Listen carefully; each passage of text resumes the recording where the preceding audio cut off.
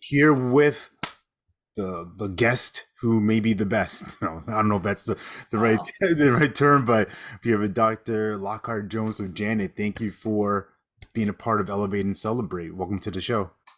my pleasure, my pleasure. I've been wanting to do this for a while, but my schedule primarily has been, all over the place. So I'm so happy that we were able to get together today.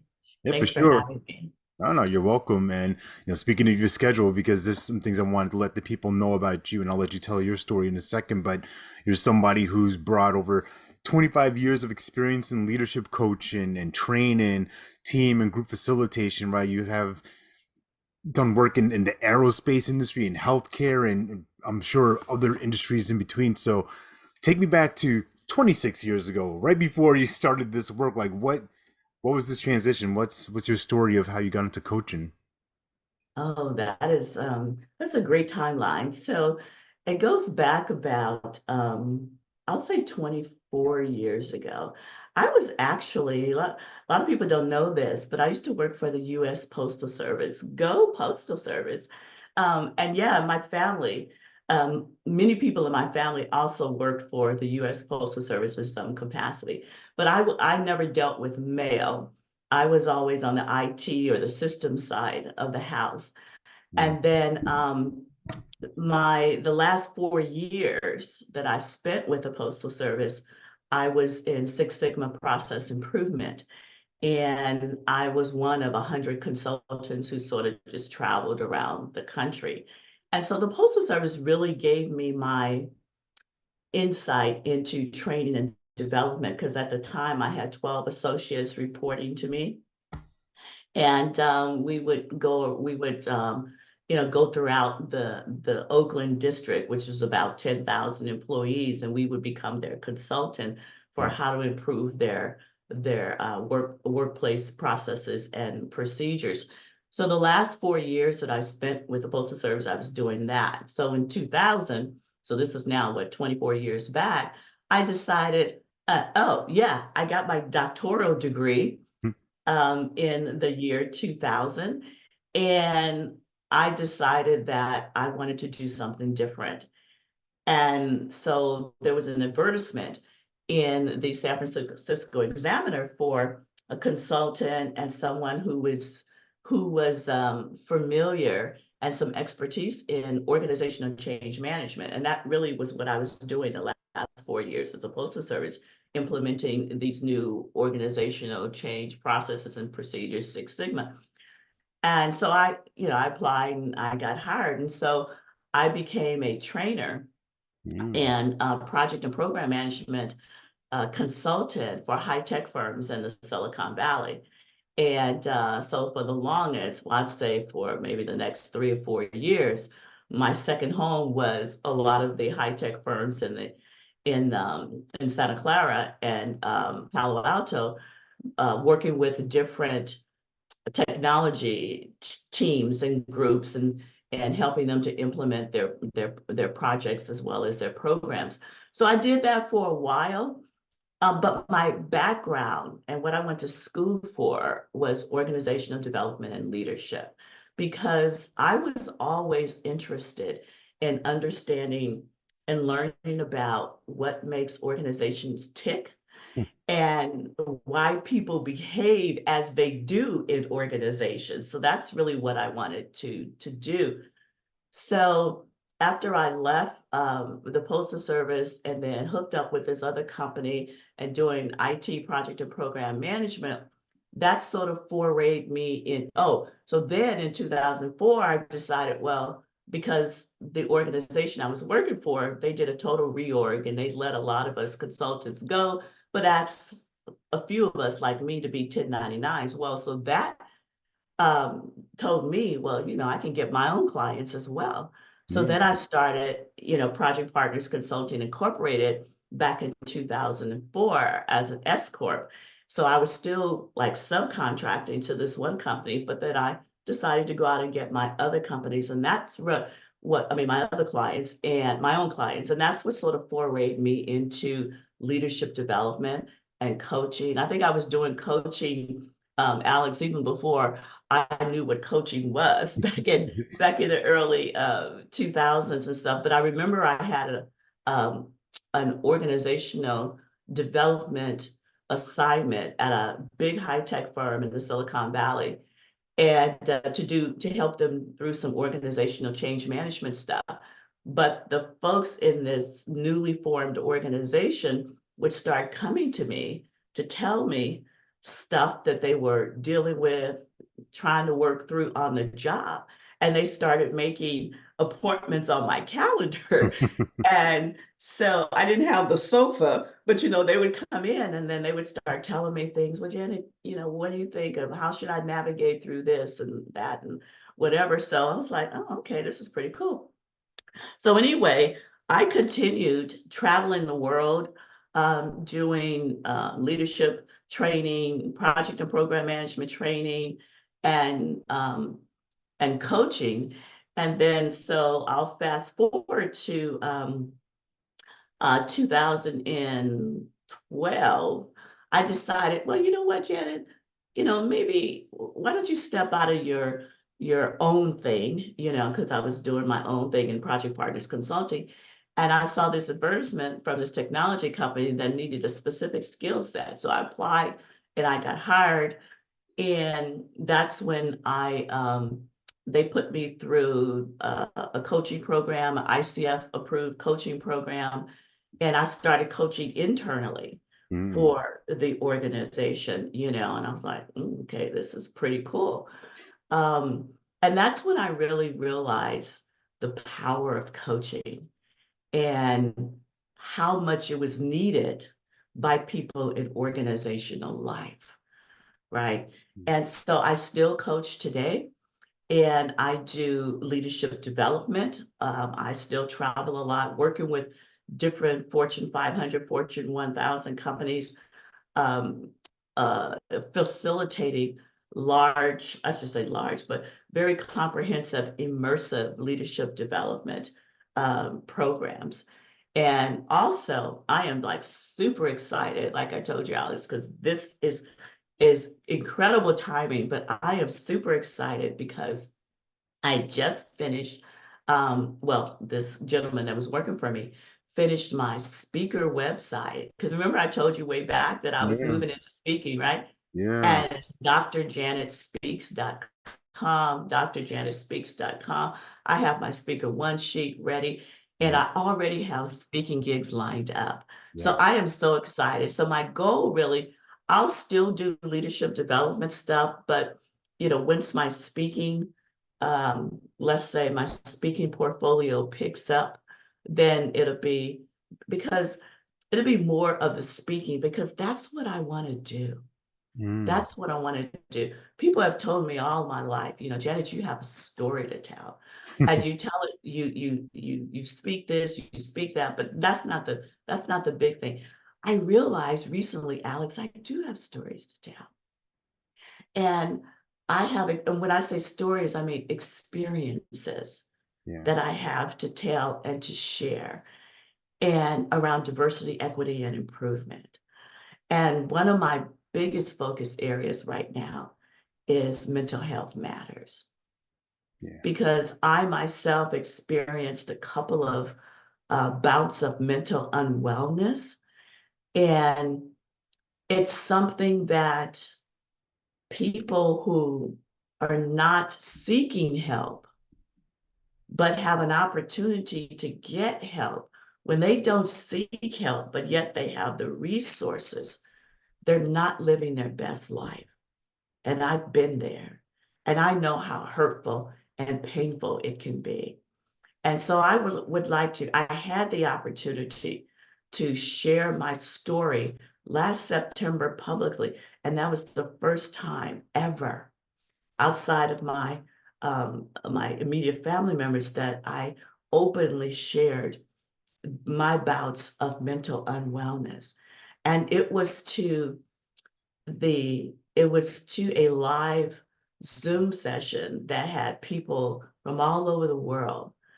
And the area of focus was mental health matters erasing the stigma of mental health in the Black community. Mhm.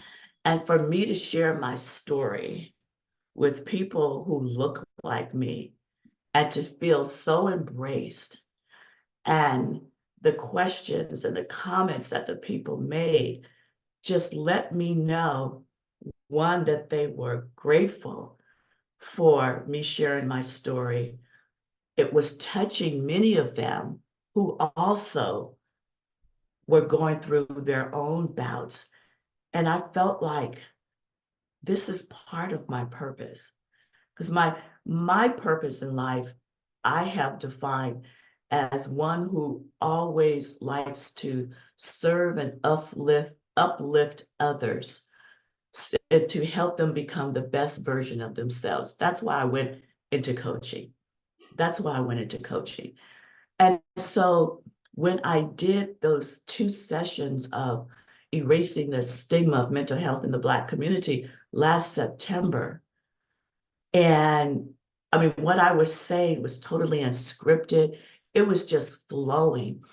And I just felt something move me inside, that I got to do more of this.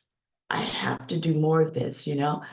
And the other thing that I had the opportunity to do, it was either early last year or the year before, was University of Southern California School of Pharmacy had brought me on board during their DEI month to do 3 separate workshops on unconscious bias and um, microaggressions and something else.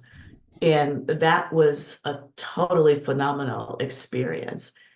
And while leadership development and helping people to become the best version of a leader that they can, I still think it's important, because organizations need help on the leadership front, right? I mean, they really do. They need help on the leadership front. Yeah. But helping people to navigate through mental unwellness. And I will say, I'm not a psychiatrist, I'm not a psychologist.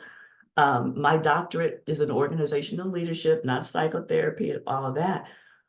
But I can relate to people going through stuff because of my own journey, because of family members and other people who I know who are challenged in what I call mental unwellness. And so if I can do something for my own community in that arena, I have to do that. I also had the good fortune of doing a 4-hour session a few weeks ago for the Los Angeles Department of Water on diversity, equity, and inclusion, and why it should matter to leaders. And that session was phenomenal. And I will say I've been asked to come back and do 3 more. So I'm really excited about that. Yeah. But the questions that were asked by people who don't look like you and I were incredible. And what I learned is that there's, as you know, there's so much negativity associated with diversity, equity, inclusion right now. I mean, it's become politicized. It's become this monster that really impacts how other people think of diversity, equity, inclusion.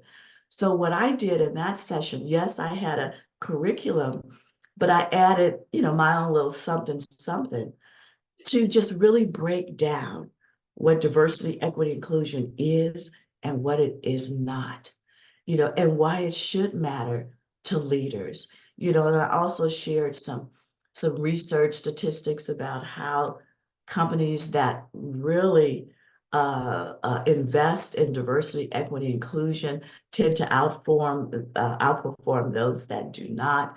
And that was just such a wonderful experience for me. So not only do I have 4 more sessions to do, that's also part of what I want to speak on: diversity, equity, inclusion, and mental health, helping people to navigate that journey from mental unwellness to mental wellness.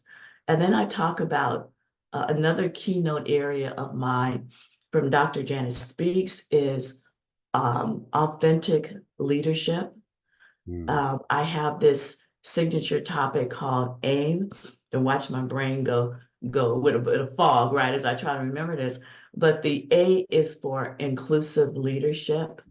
The I is for no, the A is for authentic leadership. The I is for inclusive influence, and the M is mental health matters.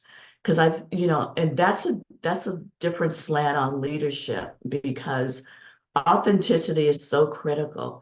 And I know there are different um, Black scholars who have written about, can we as people of color really show up and be our authentic selves in the workplace?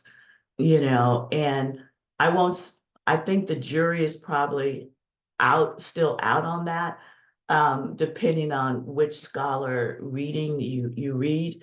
But I know for me, that's something I want to talk about, because another signature topic, signature keynote I have is being successful in all, being Black and successful in all white spaces.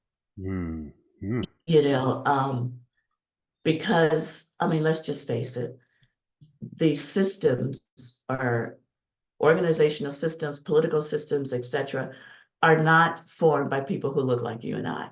Yet we have to navigate those systems. We have to be successful in those systems. We have to thrive in those systems. And I know for me, um, I have for the past 20 years, since I left the Postal Service, worked in organizational environments with people who don't look like me. And when I first started off, I wouldn't say it was very difficult, but I always walked in with this, what are they going to think about me? What is this? And but over time, I've changed my mental mindset to say, you know what, Janet, they're paying you to be here. Mm. You are qualified to be here. If they don't like who has shown up to help them become a better leader or become a better person, that's their issue. That's not my issue. So now it doesn't, and it hasn't for many years now, bothered me anymore. The only thing that does sort of concern me, I'll say, it doesn't affect how I perform when I am in front of an audience that doesn't look like me.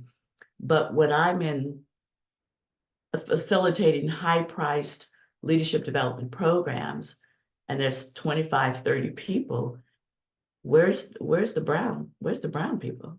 Mm. Why are they not afforded these opportunities? you know but that goes back to, right, the systems that are not controlled by people who look like you and us. So I know I've been talking a lot and what have you, so I'm going to pause in case you have a follow-up question or something, because as you can see, I can probably go on. I appreciated that.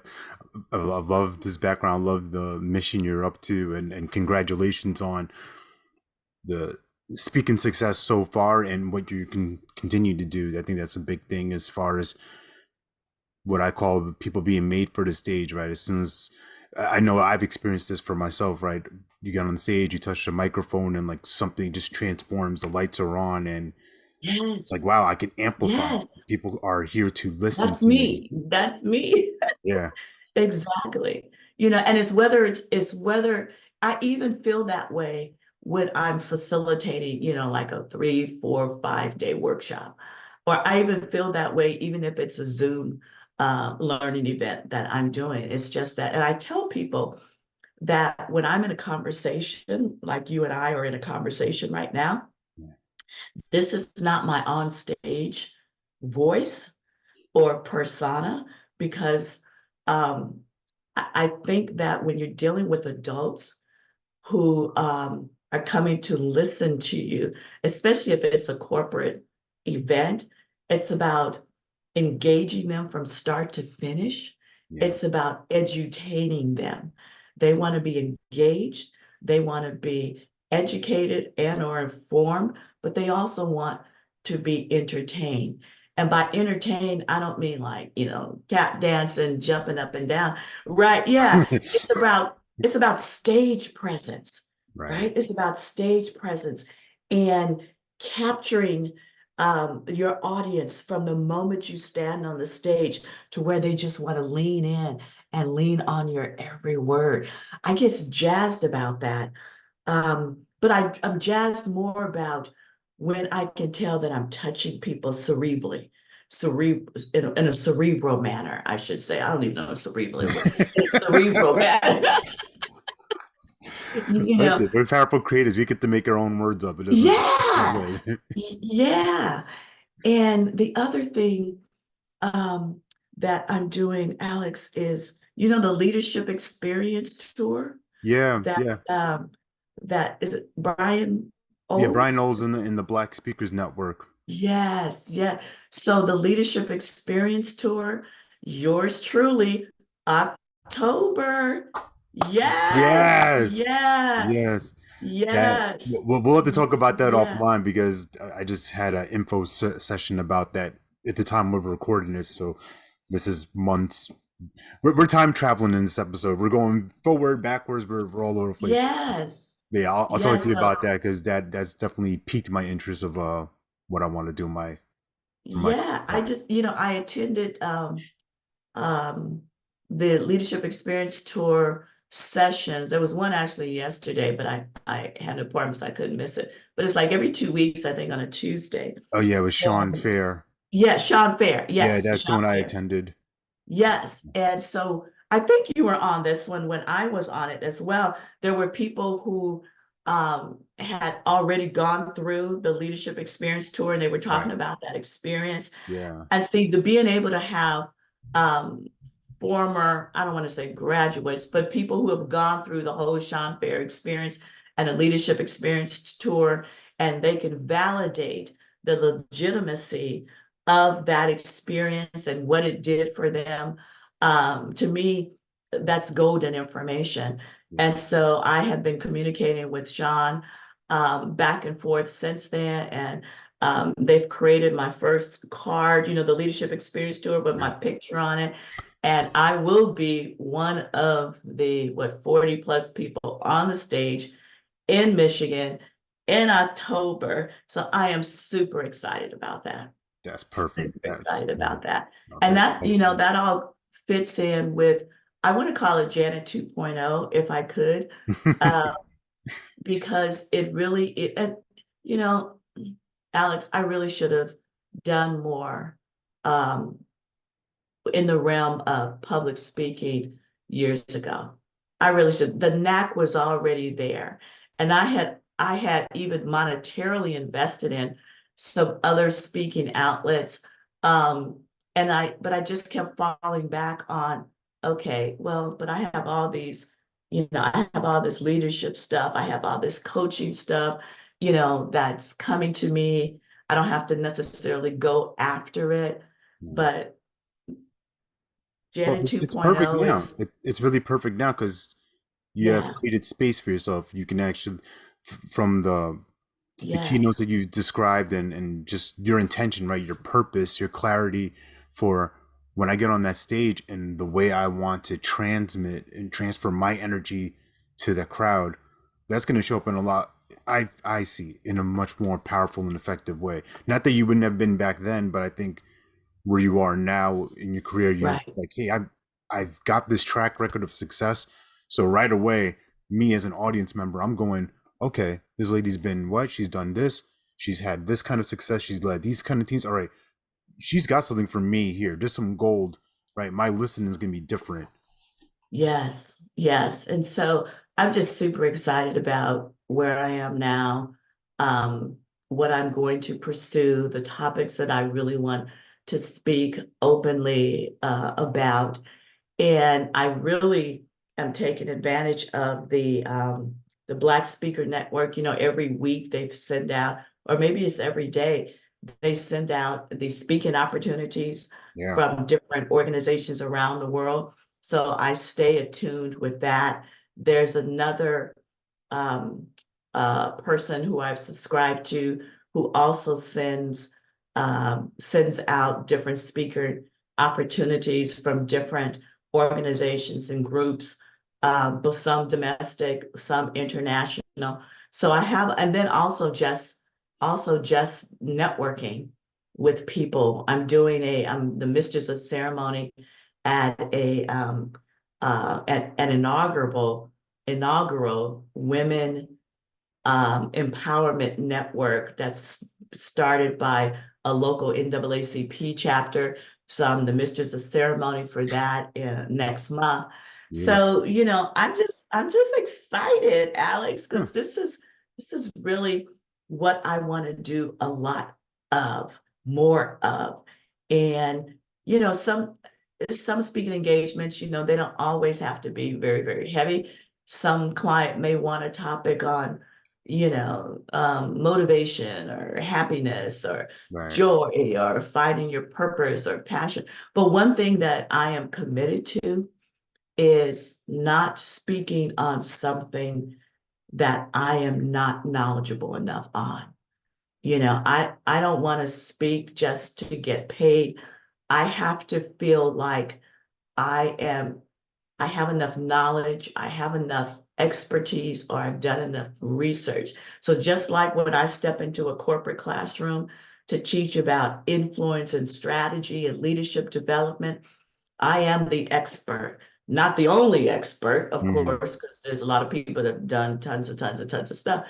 But when I step in that classroom, I am 125% prepared, both from the engagement perspective, from the knowledge perspective, from the expertise perspective. And so I'm going to have that same level of preparation before I step on a stage to speak, right? I was in a Toastmasters group for the last 4 or 5 years. And I'm not in it anymore, but there was a gentleman who had been in Toastmasters probably for 20, 30 years. Yeah. And every time he would give a speech, he would start off by saying, the only reason to give a speech is to change the world. Now, I think that was originally said by J.F. Kennedy or someone else. But every time he would say it, and because of my focus and emphasis on speaking, public speaking, to move people to action, that just set with me. And that's sort of my mantra now, is the only reason to give a speech or to give a talk is to change the world. And how do you change the world? You change the world one message at a time, one person at a time. And that's what I'm all about at this point right now in my career. I want to change the world. I want to be a beacon for change. And so if I can just touch one person through a message, through a story, through an experience that I've had, then I've done my job.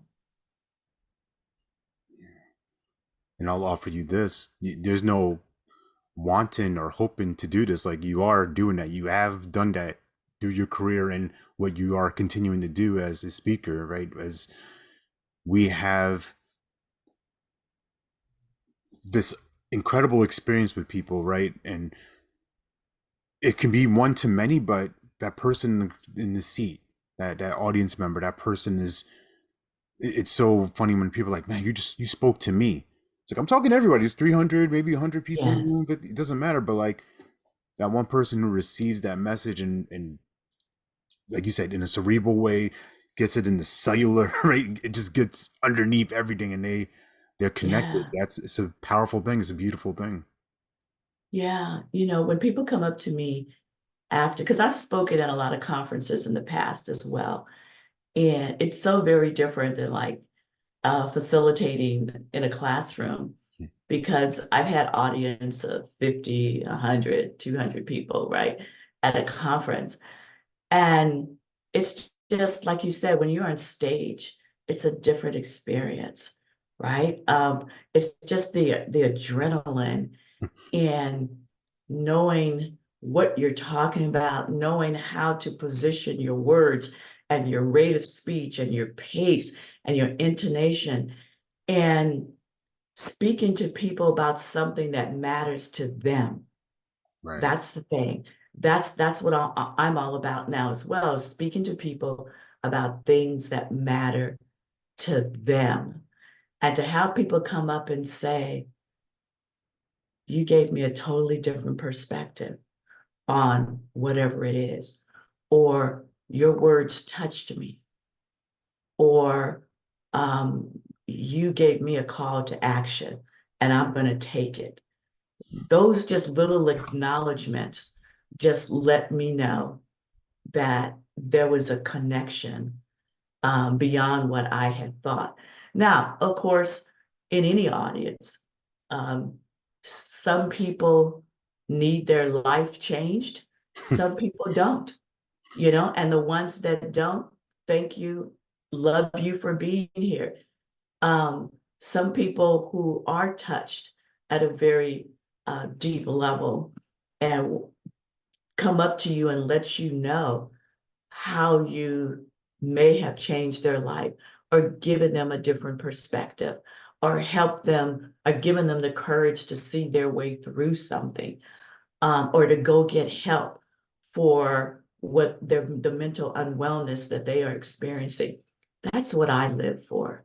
It's not about accolades. It's not about money. It's not about being on the stage because, I want all the recognition. No, it's about serving others, being a servant leader, even through the gift of voice, right? And it's about uplifting people through powerful words, through nonverbal connections, um, and just and just trying to share with them what you've been through or what I've been through to build that connection so that they know they're not alone. There is a way forward. That way forward might not be easy. It might be riddled with rocks and boulders, but that's why you have to learn, like in football, they jip and jab and this and that. And but there is a way through. Because I know for me that I have hit a couple of very, very, very low points where I didn't necessarily see a way through, a way out. But I have to tell you too, Alex, but God, but God. Because when I would wake up sometimes and 3 or 4 in the morning, my husband would be gone to work. And I was just feeling some kind of way, the lowest of the lows. And but God, always there to listen. Um, and I have to thank my husband as well for being just the most patient man that I know. But even he didn't know what I was going through on the inside, Yeah. because at times when I was mentally unwell, Alex, I would be standing up in front of an audience where it felt like pins and needles were sticking through my head. My heart was going like 200 beats a minute. My stomach was doing all this topsy-turvy stuff because I was like in the midst of a panic attack. And because I used to suffer from panic disorder bad, Mm. but I would still be up in front of that audience for 2 or 3 straight days, training on Six Sigma process improvement. Yeah. And people would come up to me, oh my God, Janet, you're just the best instructor. I stayed engaged all the way through. And inside, I was dying. And see, that's the thing about mental unwellness. You can't see it from the outside. So you don't really know what other people are going through. A Right. lot of people assume certain things, but you cannot assume. And when I tell people, like on Facebook, um, people take Facebook pictures, Yeah. You get the You know, highlights. you get the highlights and you get the hype. You don't get what's inside. So you have to reach out to people and still ask, are you okay? Or what can I do for you today? Even though they may have posted something beautiful and brilliant and this and that, but how are they really doing inside? And you can't discern that unless you have a conversation with people and the other person is willing to open up, which a lot of people are not, because speaking of mental unwellness is a stigma, Yeah. and I know there's people who will probably watch this video, this recording, people who might know me and say, oh, oh, I didn't know that about Janet. Mm. Well, now you know. you know who said that? If you don't know, now Biggie. you know. Yeah. Big. Rest in peace. Yeah, Yeah. exactly. And it's just like when I tell people, because there's another keynote topic that I do about stuttering or stammering, because I've been a stutterer all my life and I still am today. Yeah. And people are like, oh, I never would have known. Yeah, that's true. Because I've worked hard. I've never took a speech therapy session. I've never had a speech class in my life. My older sister, who's gone now, God rest her soul, and me, out of five siblings, we were the only two that stuttered or stammered. Yeah. And I won two Toastmaster speaking competitions locally, and there was people in that audience. I saw the because it was done on Zoom, and they chatted me and said, oh my God, I needed to hear this. I stutter, my son stutters, and this and that. So stuttering is not a death sentence. Stuttering is not a reason to not be a public speaker or a workshop facilitator, right? There will be times when I have been on stage and there's a word that became difficult for me to say. And I just tell myself, Janet, they're here to hear. They're here. They are here, Heru, to Hearu. And you are qualified to be on stage. So if I just trip up a word, I move on, you know. And so that is another keynote that I tend to speak on. If you stutter, so what? Show up, display your brilliance, right? So anyway, that's just another little tidbit about me. No, I love that. That thank you for sharing that and bringing that to light, right? Especially with the mental health challenges and what many of us in Black, Brown, BIPOC communities go through and tend to bury or hide because for our audience and for members in our collective, right, there's a lot of people who are very accomplished. And with that also brings the pressure of I have to be perfect to just even get in Yes. the room, to get my foot in the door. I have to be at the elite or perceived to be at the elite. And I can't let this chink in the armor show, right? And what will they think? How will I be judged? Will people treat me as a charity case now, or will they ostracize Yeah. me? Will they blackball me because I'm having some internal challenges? Those are real Yeah. fears. You're absolutely right, Alex. They are real fears. I have to give a shout out to RARE Coaching and Consulting, another Black owned firm led by, and I hope I don't mess up her name, Aiko Bethia. But she reached out to me, this was last year, to facilitate a 10-week program on eliminating imposter syndrome and toxic productivity and toxic perfectionism. Oof. It was one of the most impactful programs that I've ever facilitated. And I'm just grateful that she reached out to me um, to do that for her and her clients, and to be in that space where it was Black and Brown people as well as folks from the LGBTQ community talking about the pressure to be perfect, the pressure to always be working, um, to be productive. Because if you're not working, if you're resting, then you're not being productive, Right. right? And then when you're on the job, this feeling, again, because these are spaces created for people who don't look like us, having that internal feeling that you have to constantly be work for perfectionism, because anything less, it's going to be a black mark on your performance record, literally. Yeah. And to have those deep conversations and those emotional conversations with the Black and Brown and LGBTQ community was so incredible. And Aiko, the CEO of Rare Coaching and Consulting, put together this great content.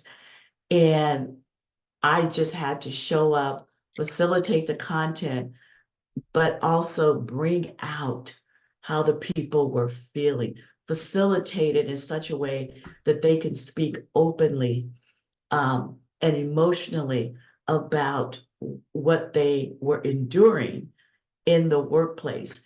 And then we would use the content to, because the content had, strategies for overcoming toxic productivity and toxic perfectionism and imposter syndrome. And I will admit that I have in the past felt like I was an imposter. Even me with all my degrees, all of my experience, and I went through that. Am I good enough? Are they gonna receive me? And all this type of stuff, right? And it weighs us down because of um the stress of feeling like we have to be perfect and we have to be always on, Yeah. right? So that was a program that was impactful for the participants, but also impactful for me as a facilitator, because I need to look at my own life, Hmm. and as I was facilitating and teaching them about the strategies to overcoming those toxicities, I was also teaching myself how to get better at doing that. So it was definitely a win-win type of situation. But so imagine toxic perfectionism, the uh, the feeling that the stress of showing up, feeling like you always have to be perfect, toxic productivity, the stress of feeling that you cannot give yourself a break. You cannot give yourself a 2-hour break during a 24-hour a work day or 24-hour day. You cannot take time off for yourself. And then feeling like you're not good enough, feeling that you see in your non-brown and Black counterparts getting promoted, and they have much less experience than you do. Yeah. That takes a toll mentally. And that's why mental wellness in the workplace is such a hot topic, and why many organizations are starting mental wellness programs at work. Because when you have all those toxicities that you're dealing with, as well as microaggressions and biases and discrimination, I mean, that is going to take a mental toll, a huge mental toll. And people are not going to be able to do their best. Right. They're not going to be able to excel the way they would like to, because all of this internal turmoil, it's going on. And then add that to some turmoil that they may have going on at work, then you really don't have a mental recipe for success. And so, to the extent that I can lend my knowledge, lend my expertise in certain areas, lend my experiences of how I'll say made it over. And but in every new experience, every new client engagement, You know, it's something new to deal with, right? But how I just don't let that bother me anymore, you know, and it's a lot of self-talk and it's just self-confidence, self-assurance. Um, and so far, you know, I'd say knock on wood if I can find something wood here in my office. Yeah, I got my There you bookshelf go, knock here. for me. You know, knock on wood. I'll just continue this recipe for I'll say success, but success is relative. You know, I don't define success in terms of, oh, I got $1 million in the bank, which I don't. Uh, you know, Not yet. well, I'm not even striving for that. You know, I'm not even striving for that. Well, I'm striving for happiness, living out my purpose, Yeah, joy, affecting the lives of others in a way that uplifts them, and having the freedom to work or not work. You know, that's to me what speaking will give to me. And even my leadership development work that I do, it's still, I still have the freedom to work when um, and where I want to work, you know, or work as little or as much as I'm offered. So I now make those calls, you know, and so I think it's going to be a really great balance of leadership development, type of work and coaching, and being a public and motivational speaker, because that's what I want to ramp and amp up. So if anybody's out there looking for a public or motivational speaker on mental health matters, erasing the stigma in the Black community, authentic leadership, diversity, equity, inclusion, and why D&I without equity will get you nowhere. I firmly believe that. I think equity is the foundation of any D&I program. yeah.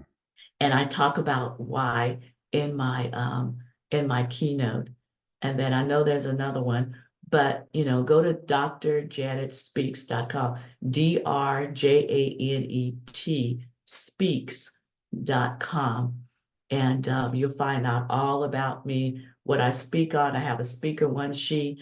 I have um, a speaker information form if you want to fill it out. If someone wants to fill it out and request me as a speaker, they can fill that out in a digital format and send it back to me, and I'll get right back to them on topics. I also do workshops.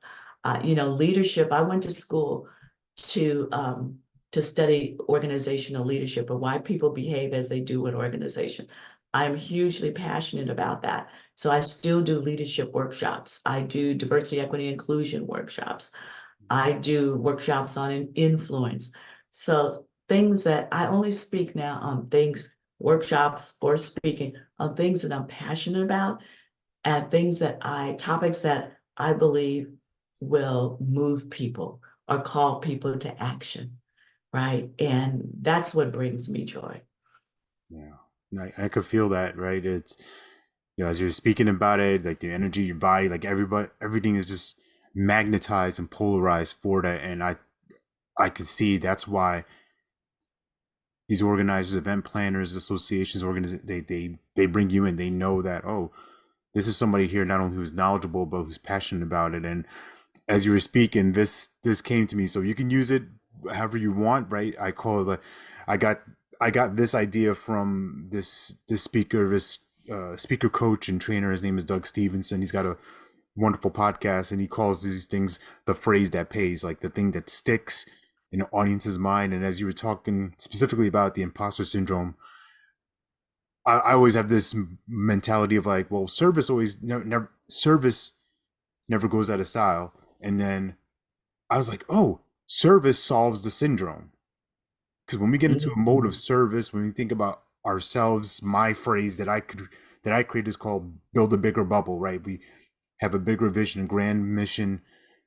It's easy to take the pressure off ourselves, and now we get to actually have fun enrolling people into this dream, but also helping empowering them to make it a reality. So service solves that syndrome of like, I'm not good enough. Who am I? Well, what if I'm just here to help this person? What am I here to make a difference? What am I here to make a contribution?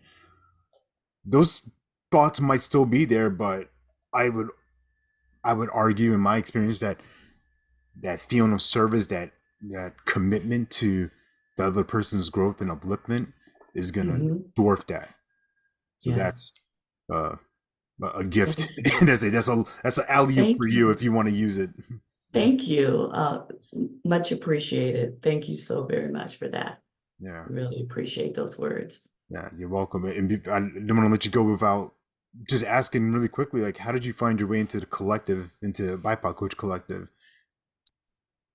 I think, I don't know if it was through rare coaching and consulting and somebody was there and they mentioned it, or, I can't remember, but I can't, No, but I I know laugh because like I struggle sometimes thinking about. I think I did a Facebook search or something at back when we were on Facebook in 2020, but I don't know. Sometimes you we just may find our way have, into rooms.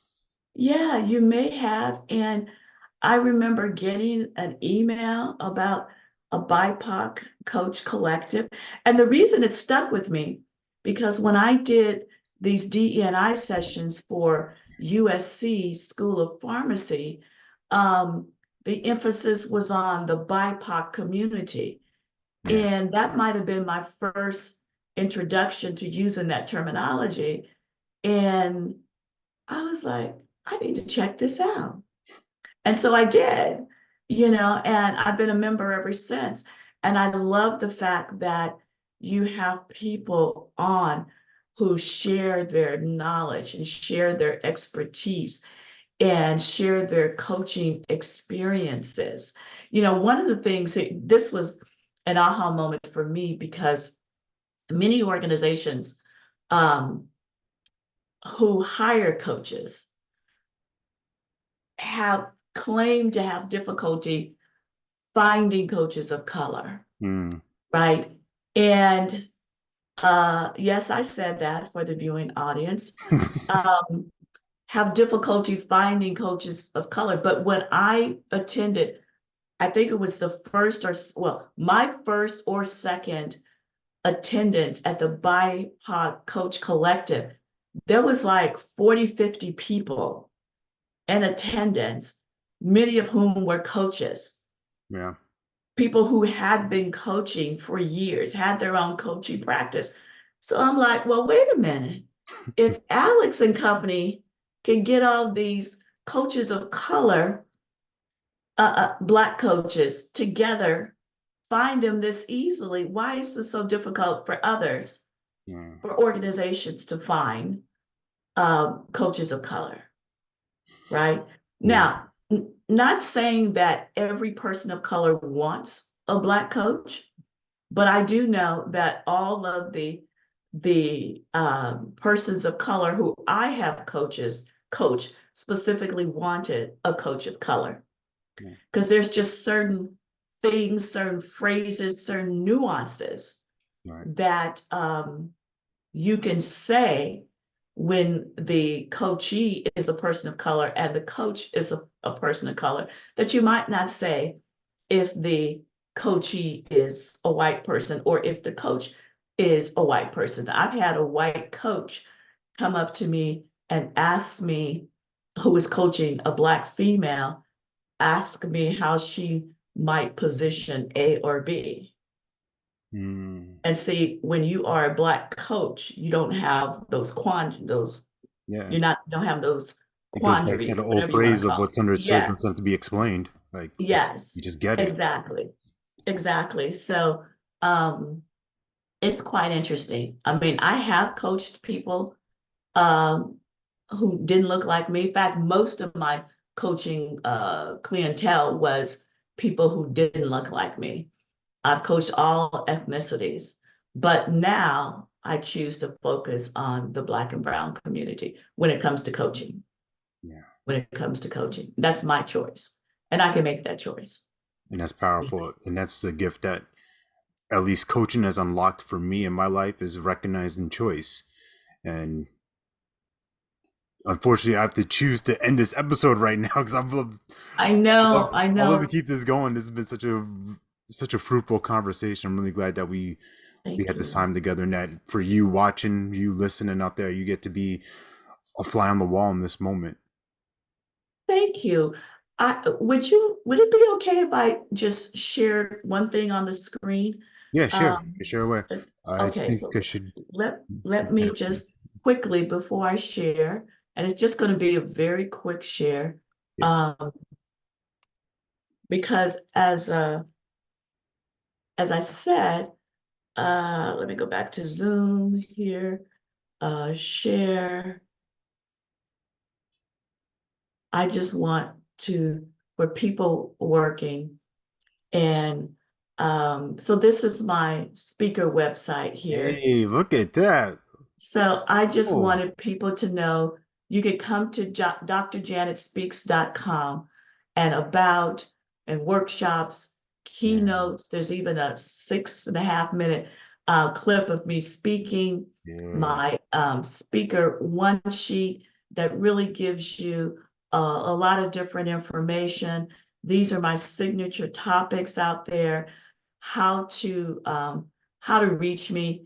And so I just wanted to um, give a shout out, and I thank you for this moment, Alex, because you are truly doing a lot to uplift our community. But I just wanted to people after they listen to the workshop, I mean, listen to your podcast, just know that that I'm out there. You can learn about my keynotes, my workshops, testimonials, prior speaking engagements, etc. So I just want to, again, drjanetspeaks.com, and I'll stop sharing. No, I appreciate that. We're definitely gonna have that in the show notes, and we encourage anyone watching, listening, connect with Janet. You have an expert, you have somebody who's passionate, you have somebody who loves people, and that's what I've experienced from you, just the love and enthusiasm for people and for service, right? Service solves the syndromes in our minds of Yes, lack yes. of being having to be perfect, of having the belief of having to be perfect, the belief of not enough, the belief of who am I, and shrinking. Well, you have somebody here who's dedicated her life, her career to empowering others and growing leaders within inside organizations. And I think you'll be doing a disservice if you don't have at least a conversation with her and experience her work. So Janet, thank you for being a part of this show, Thank you. and thank you for Thank you. allowing us to elevate and celebrate you. Thank you. I have really appreciated this opportunity to elevate and celebrate what I have done over the past 25 and 30 years. And Alex, keep being awesome. BIPOC Coach Collective is a necessary entity. And I thank you and your leadership team for giving those folks like me an opportunity to be celebrated. Thank you. Yeah, you're welcome. Received. For you watching and listening, tap in for next month's episode. We'll see you next time. Stay blessed. Peace.